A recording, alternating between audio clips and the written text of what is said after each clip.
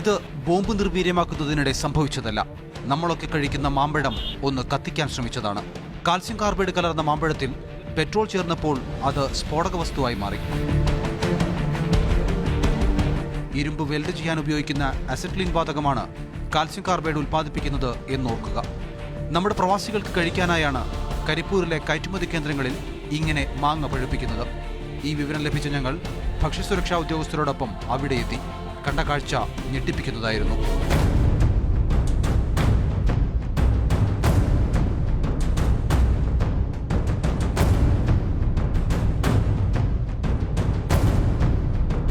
അസിറ്റിലിൻ എന്ന ഗ്യാസാണ് ഇത് പഴുപ്പിക്കുന്നതിന് കാരണമാകുന്നത്.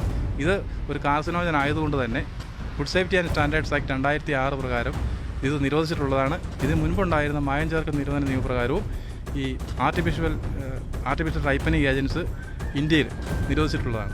മാരകമാണ്, ക്യാൻസർ ഉണ്ടാക്കുന്ന ഏജന്റാണ് എന്നുള്ള ഒറ്റ കാരണം കൊണ്ട് തന്നെ ഇത് ആരോഗ്യത്തിന് വളരെ വലിയ ഭീഷണിയാണ്.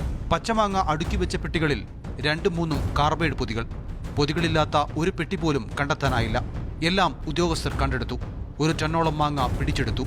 സാമ്പിൾ ശേഖരിച്ച ശേഷം ബാക്കി പെട്രോൾ ഒഴിച്ച് കത്തിച്ചു.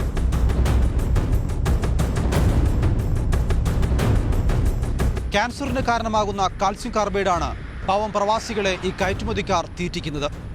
ഇവിടെ നിന്ന് കയറ്റിപ്പോകുന്ന ഒന്നിനും വിമാനത്താവളത്തിൽ ഒരു ഗുണനിലവാര പരിശോധനയും ഇല്ല എന്നതാണ് സങ്കടകരം. ക്യാമറമാൻ PV സന്ദീപിനൊപ്പം മുഹമ്മദ് നൌഫൽ, മാതൃഭൂമി ന്യൂസ്, മലപ്പുറം.